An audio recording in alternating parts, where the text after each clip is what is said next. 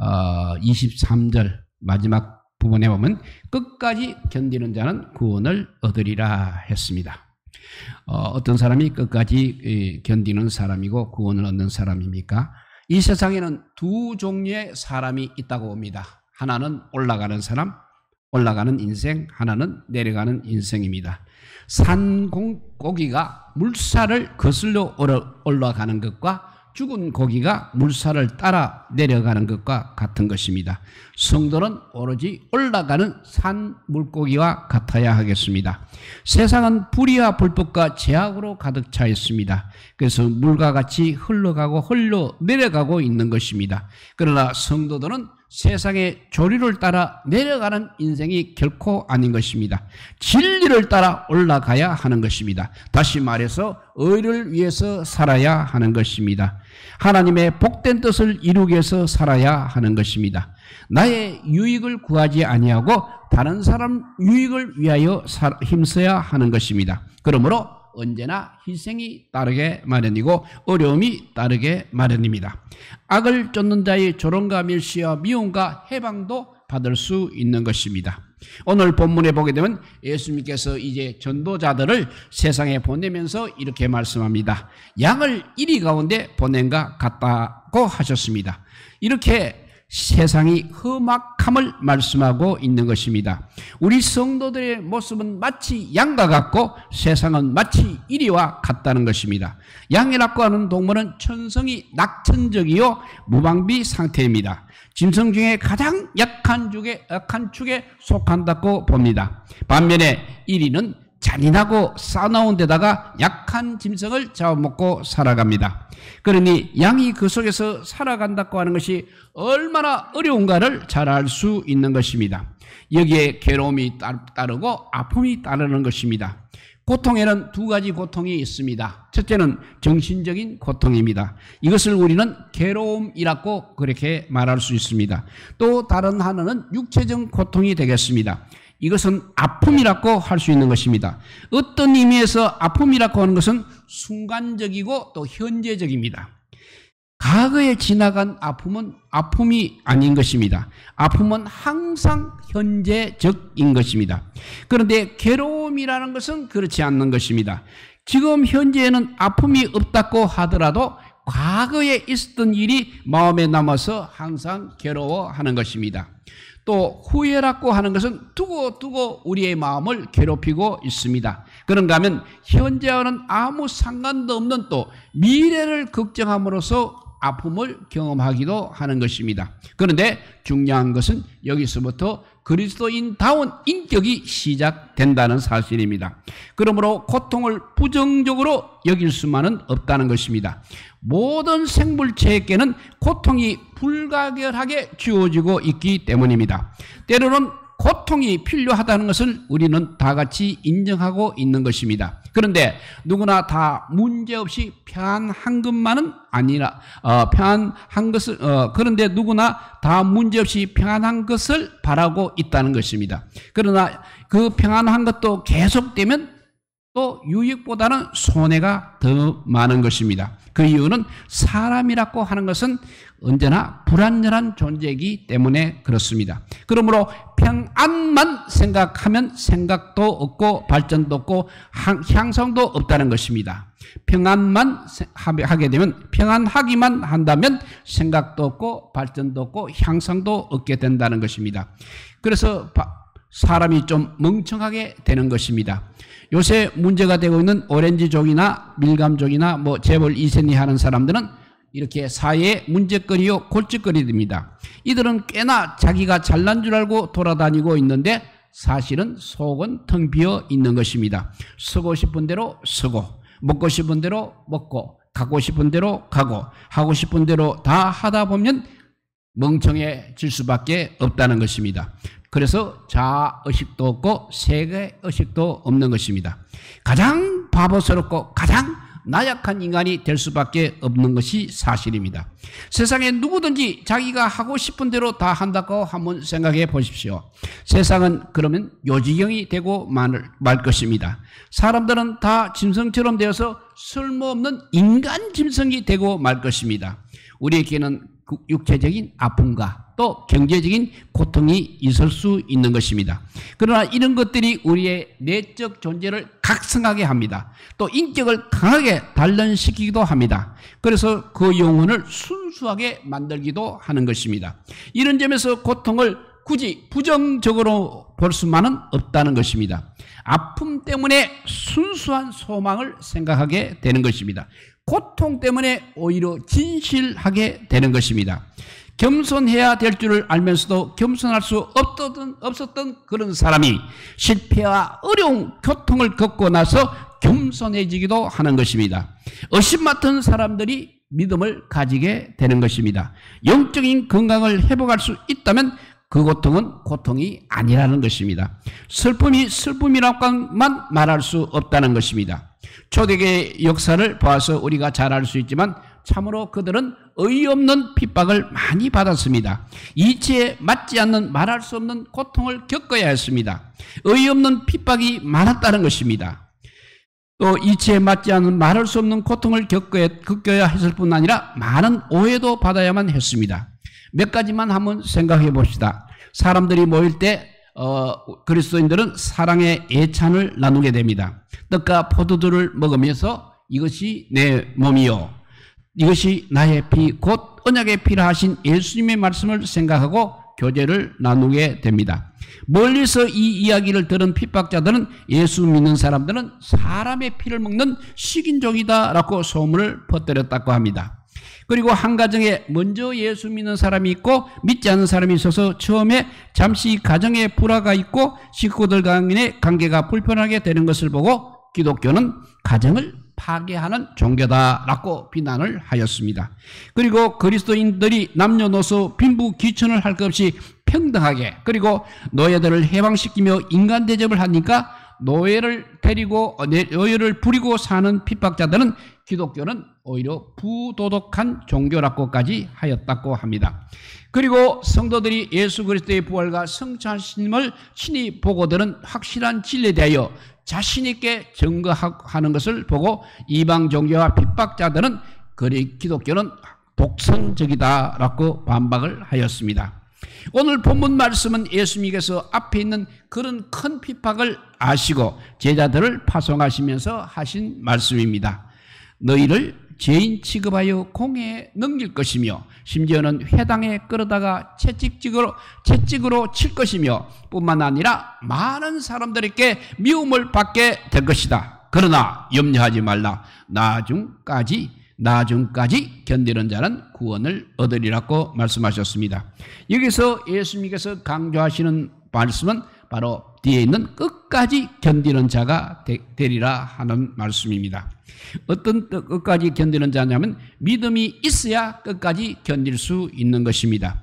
사도 바울이 그 숱한 핍박과 고난을 오히려 기쁨으로 참고 인내할 수 있었던 것은 바로 하나님의 약속을 의심없이 믿었기 때문인 것입니다.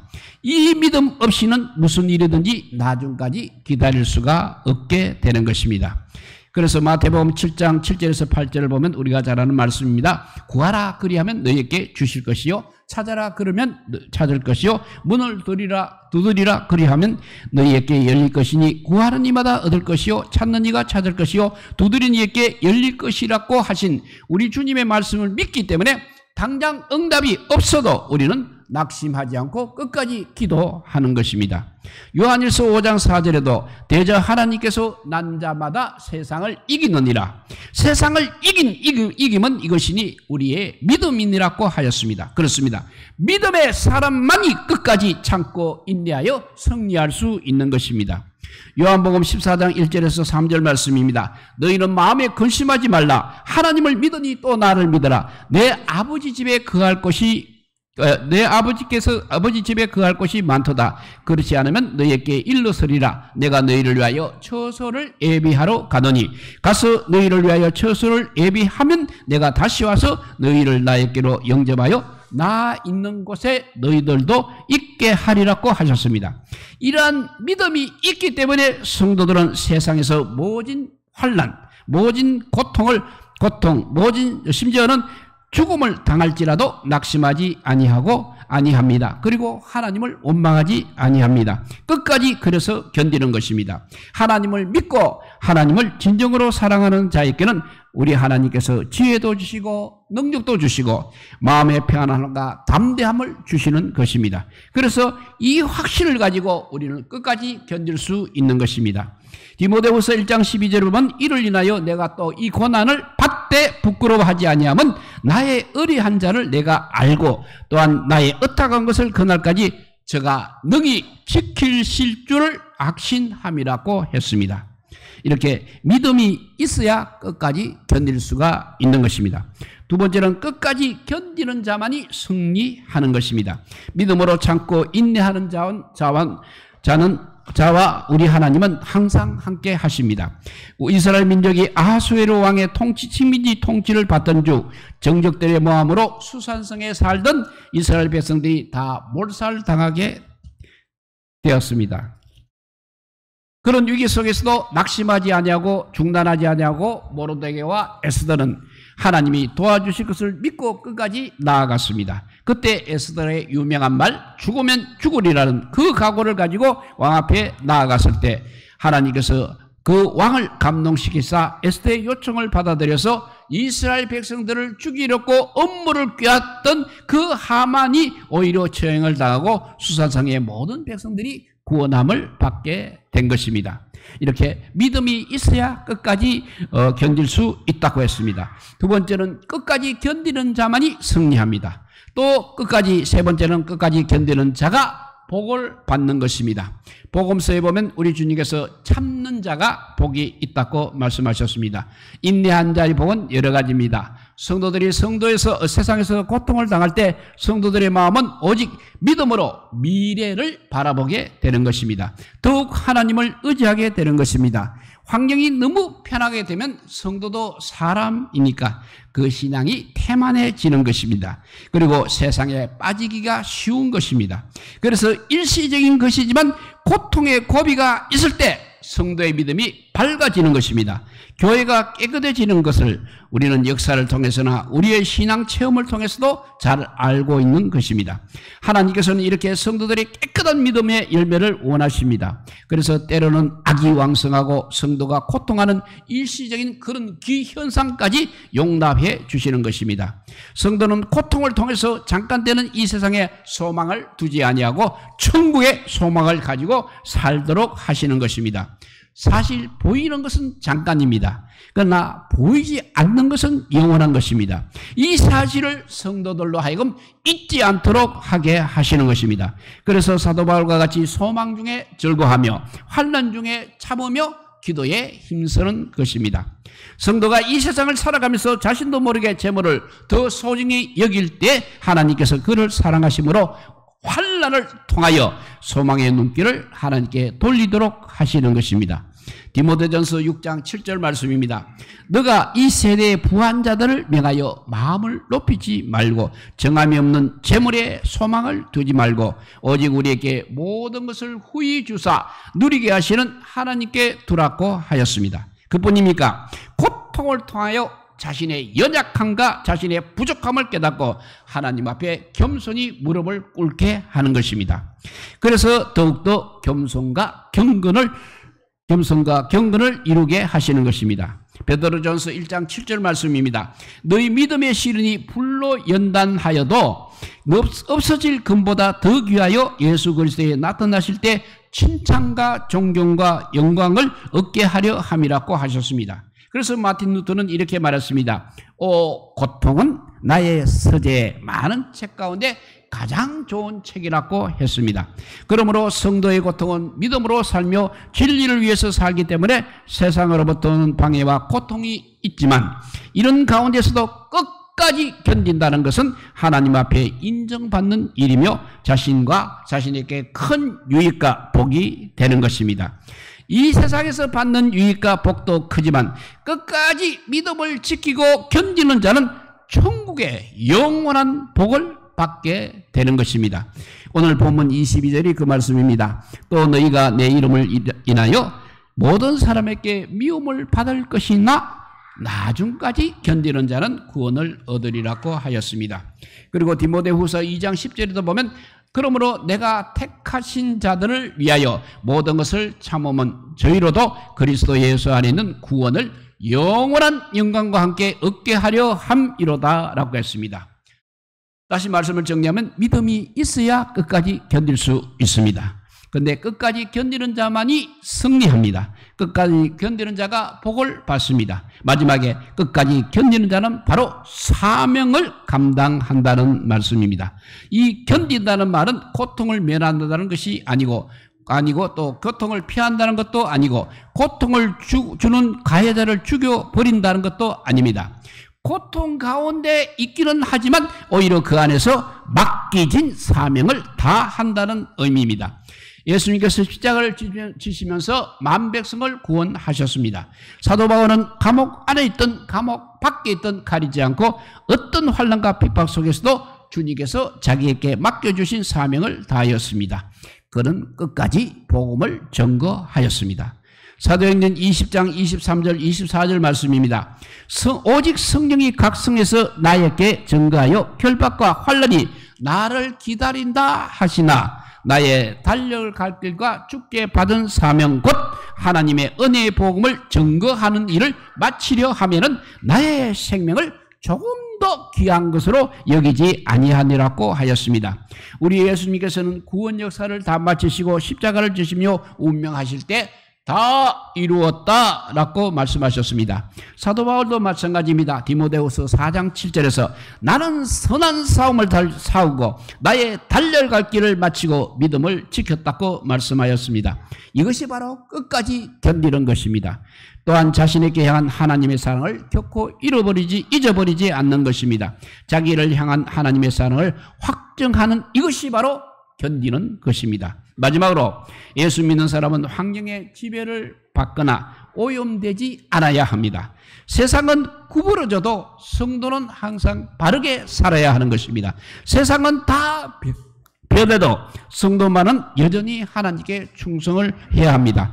끝까지 우리는 양이 되어야 합니다. 처음에는 양으로 출발했다가 이리를 만나니까 자기도 이리가 되고 사자를 만나니까 사자가 되고 곰을 만나니까 곰이 되고 그렇게 변해서는 안 된다는 것입니다. 누구를 만나든지 우리는 양이 되어야 하는 것이고 양은 양인 것입니다. 사랑하는 성도 여러분, 온 세상이 변해도 우리 믿음만을 변하지 아니하시고 온 천하가 다 변해도 하나님께서 우리에게 맡겨주신 전도의 사명은 절대 중단하지 아니하시고 온 세상 사람들이 다 변해도 우리 그리스도인의 사랑은 더욱더 뜨거워질 줄을 믿으시기 바랍니다. 이것이 바로 성령의 열매인 인내요 하나님의 선물인 것입니다. 끝까지 그리고 나중까지 견디는 자는 구원을 얻으리라, 자유하리라, 승리하리라 이렇게 외치시기 바랍니다. 이 놀라운 하나님의 은혜와 축복이 우리 모두에게 함께 하시기를 우리 주님의 이름으로 축복드립니다. 기도하겠습니다. 사랑의 하나님 감사합니다. 오늘도 아버지여 우리에게 주어지는 많은 환난과 핍박이 눈앞에 있습니다. 그럼에도 불구하고 오늘 우리가 이 자리에서 예배드린 것은 오늘 이 말씀 끝까지 견디는 자는 구원을 얻으리라, 자유하리라, 승리하리라는 이 말씀에 우리가 소망을 걸고 살아가고 있습니다. 마지막 날 모든 세상 사람들이 다 멸망할 때 우리는 하늘나라 영원한 곳에로 주님과 함께 아버지와 살아가는 저희들의 우리의 미래를 상상해 볼 때 어찌 우리 이 세상의 고통을 아버지와 우리가 견디지 않고 아버지와 그럴 수가 있겠습니까? 절대 변하지 않는 믿음의 사람이 되게 하여 주시고 끝까지 견디는 자 되게 하여 주시기를 간절히 빌고 오라올 때 우리 구주 예수 그리스도 이름으로 기도드리옵나이다. 아멘. 찬송가 303